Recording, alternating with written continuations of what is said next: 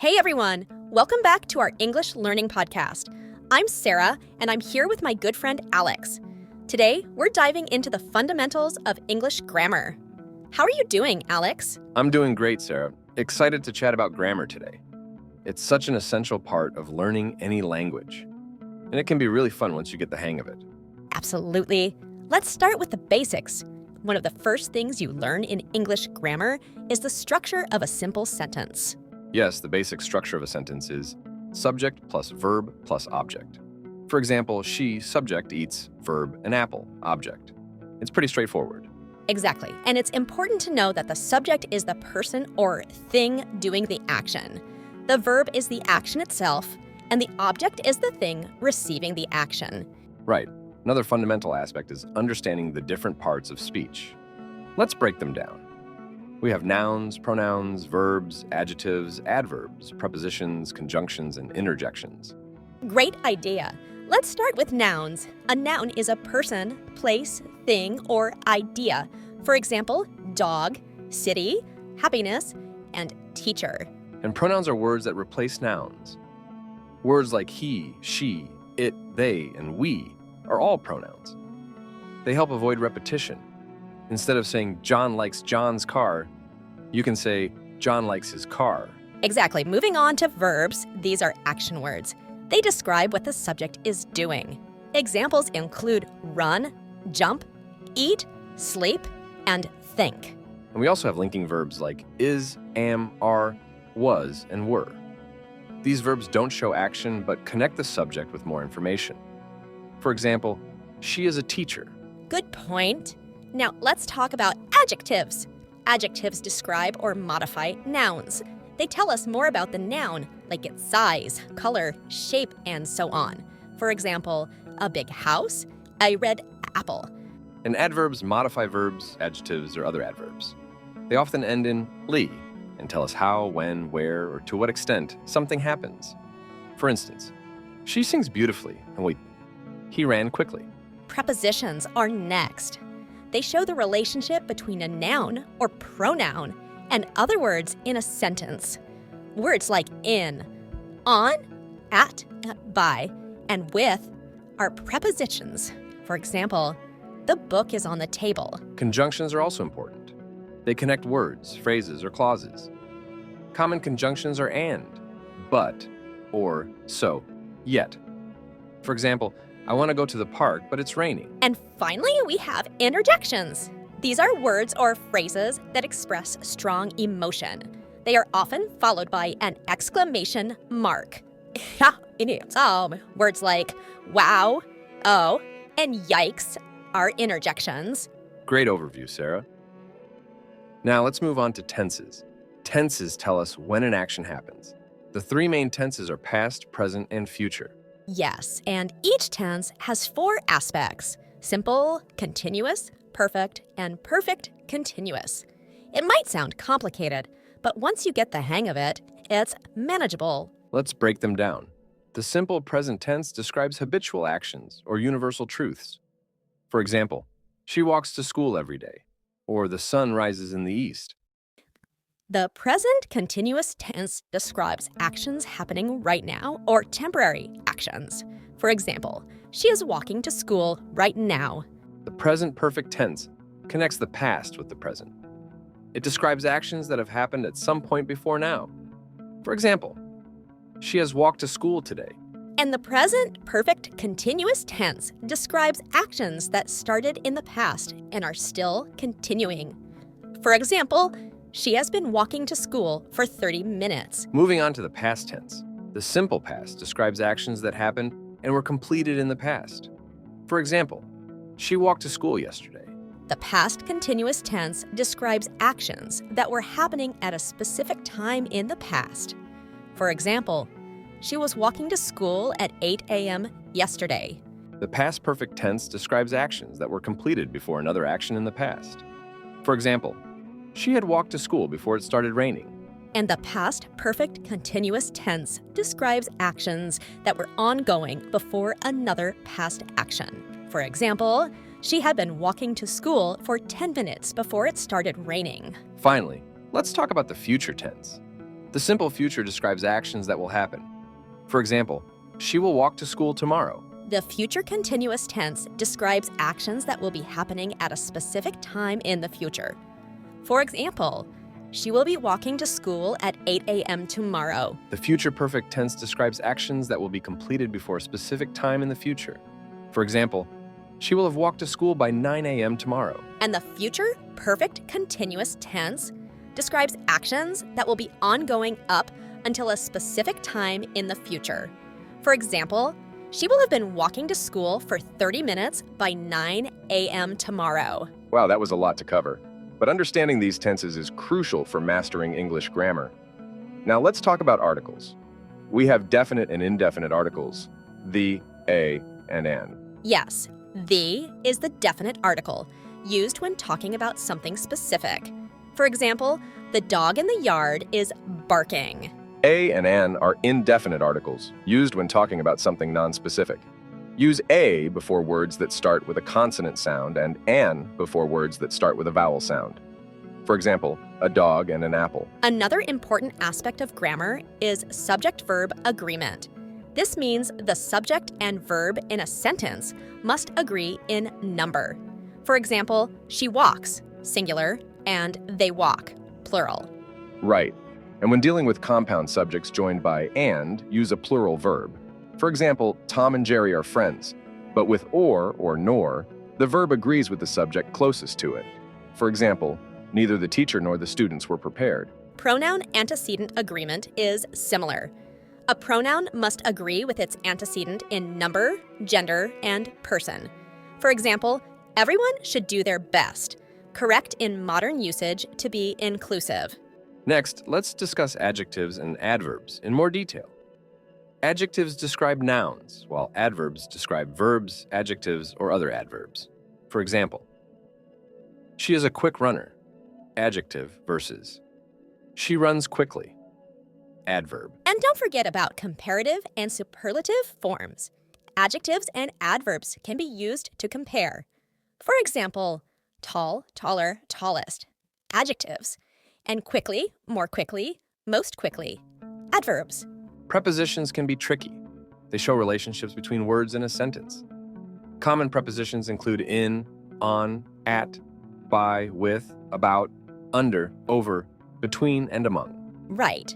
For example, the book is on the table. She arrived at 6 p.m. and he is sitting between his friends. Conjunctions are also essential for connecting ideas. Coordinating conjunctions include for and nor, but, or, yet, and so. Subordinating conjunctions include because, although, if, when, and since. And let's not forget about sentence types. We have declarative sentences, statements, interrogative sentences, questions, imperative sentences, commands, and exclamatory sentences, expressions of strong emotion. Great point. For example, she likes ice cream. Declarative. Does she like ice cream? Interrogative. Give me the ice cream. Imperative. And wow, that's great ice cream. Exclamatory.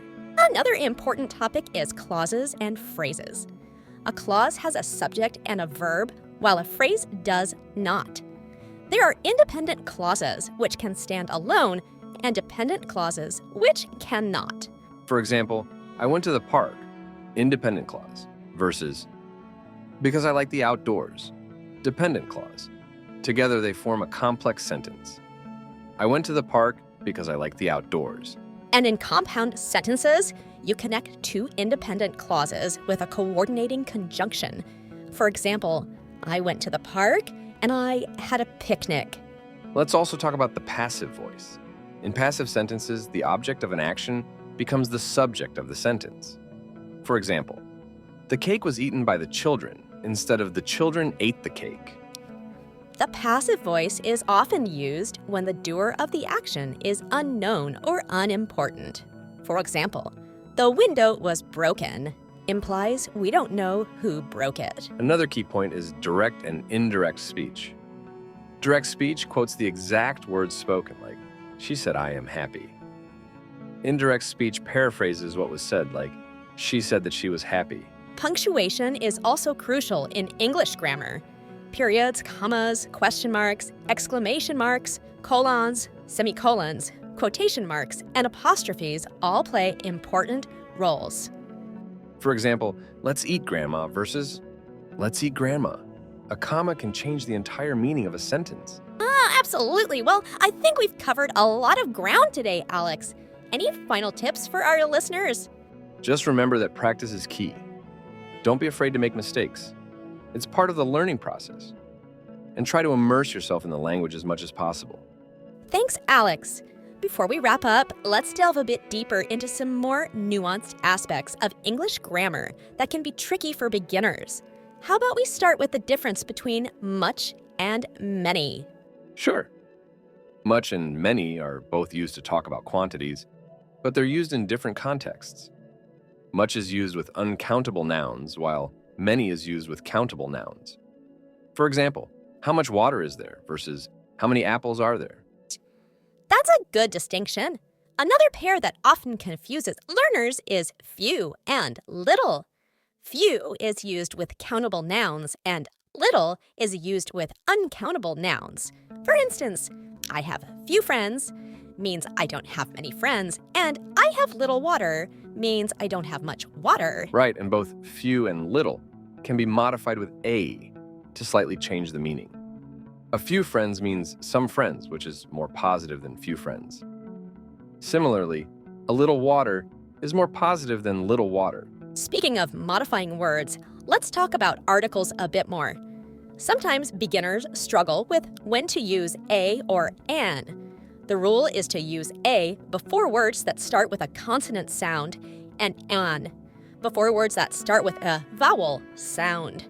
But it's the sound that matters, not the letter. For example, we say a university because university starts with a U sound, which is a consonant sound. Exactly, and we say an hour because hour starts with an OW sound, which is a vowel sound. It can be tricky, but once you remember it's about the sound, it makes more sense. Moving on to something a bit different, let's discuss modal verbs. Modal verbs include can, could, may, might, must, shall, should, will, and would. They are used to indicate likelihood, ability, permission, and obligation. For example, can indicates ability, as in, I can swim. Yes, and must indicates obligation, as in, you must wear a seatbelt. Modal verbs can also express different degrees of certainty. For example, he might come is less certain than he will come. Good point. Another topic that can be challenging is the difference between who and whom. Who is used as a subject and whom is used as an object. For example, who is coming to the party versus whom did you invite to the party? Yes, and a quick trick is to try replacing who or whom with he or him. If he fits, use who. If him fits, use whom. For example, who is coming? He is coming. And you invited whom? You invited him. That's a helpful trick. Another common area of confusion is between which and that. That is used in restrictive clauses which are essential to the meaning of the sentence. For example, the book that you gave me was great, which is used in non-restrictive clauses, which add extra information. For example, the book which you gave me was great. And don't forget about subject and object pronouns. Subject pronouns I, you, he, she, it, we, they are used as the subject of a sentence. Object pronouns, me, you, him, her, it, us, them, are used as the object. For example, she likes him versus he likes her. Another important aspect is the use of relative pronouns. Who, whom, whose, which, and that. They connect clauses or phrases to a noun or pronoun. For example, the person who called me was my friend. And whose shows possession, like in the student whose book was lost found it. Understanding these small but significant differences helps in crafting more accurate and nuanced sentences. Absolutely. Another area to touch on is the use of gerunds and infinitives. A gerund is the ing form of a verb that functions as a noun, like in swimming is fun. An infinitive is the base form of a verb, usually preceded by to, like in to swim. Some verbs are followed by gerunds, and some by infinitives. For example, I enjoy swimming, and I want to swim. Right, and it's essential to know which verbs follow which patterns. For example, enjoy is followed by a gerund, and want is followed by an infinitive. There are also some verbs that can be followed by either with a change in meaning, like stop. I stopped smoking means I quit smoking, but I stopped to smoke means I stopped doing something else in order to smoke. Another tricky area is conditional sentences. There are different types of conditionals: 0, first, second, and third. The 0 conditional is used for general truths, like if you heat water, it boils. The first conditional is used for real future possibilities, like if it rains, I will stay home. The second conditional is used for unreal or hypothetical situations, like if I were rich, I would travel the world. And the third conditional is used for past situations that didn't happen, like if I had known, I would have called you. Those are great examples. One last topic for today: punctuation, especially the use of commas. Commas are used to separate items in a list, like I bought apples, oranges, and bananas. They're also used after introductory elements like, however, I disagree. Yes, and commas are used to set off non-restrictive clauses, like my brother who lives in New York is visiting. But they aren't used for restrictive clauses, like people who live in glass houses shouldn't throw stones. Punctuation really helps to clarify meaning and make writing easier to read. Well, Alex, I think we've covered a lot of ground today. Thanks for this in-depth discussion on grammar fundamentals.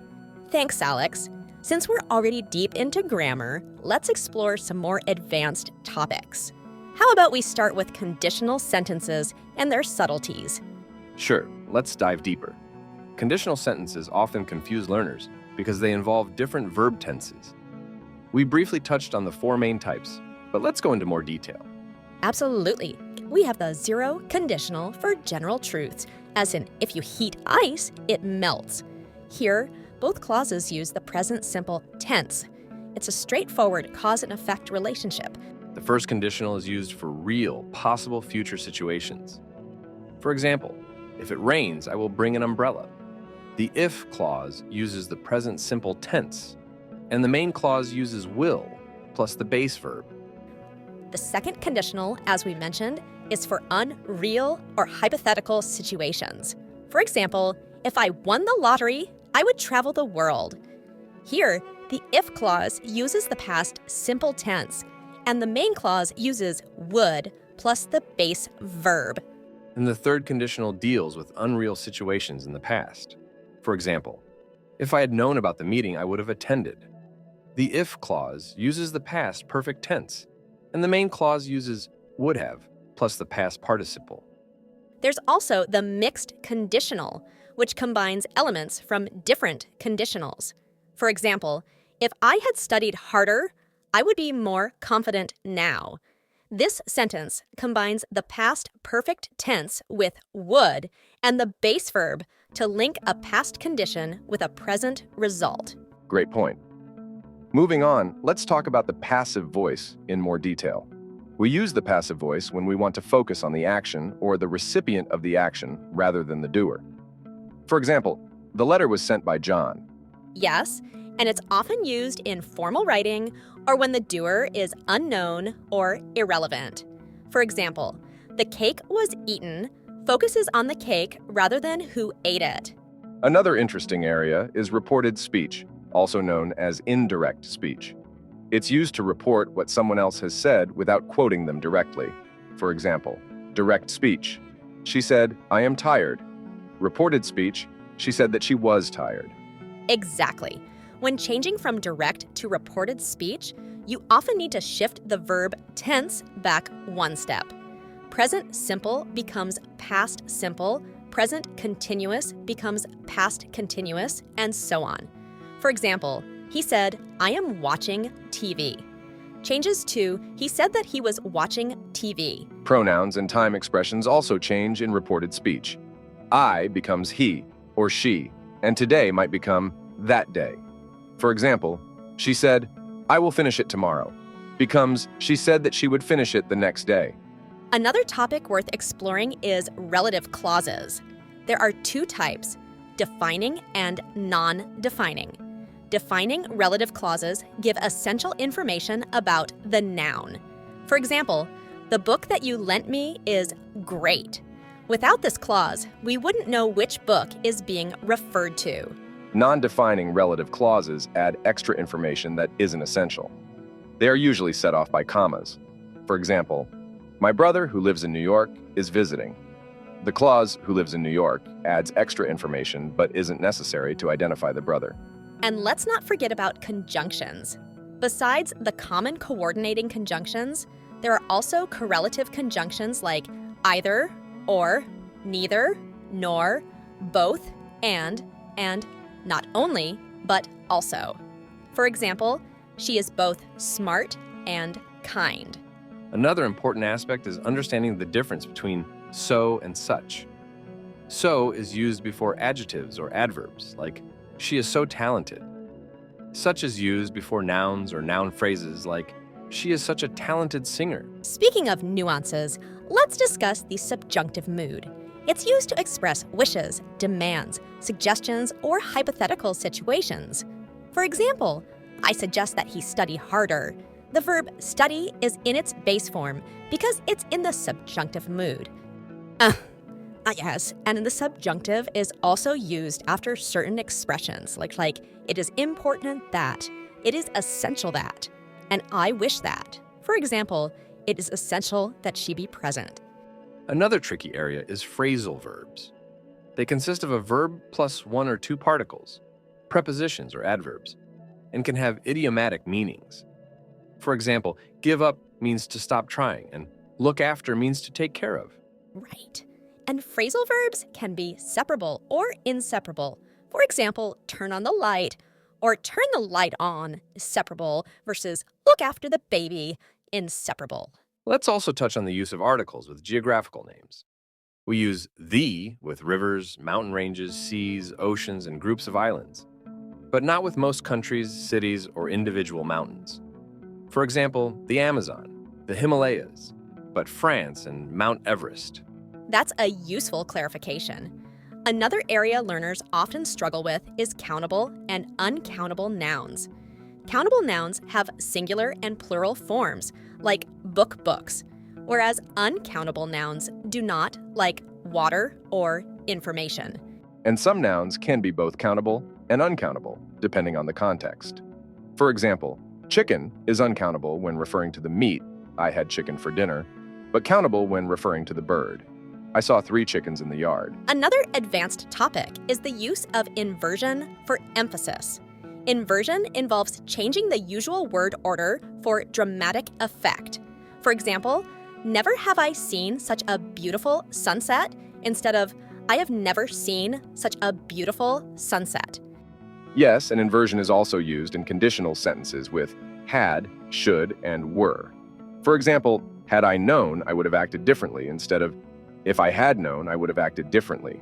Let's also discuss ellipsis and substitution, which are used to avoid repetition. Ellipsis involves omitting parts of a sentence that are understood, like she likes cats and he does too, omitting likes cats.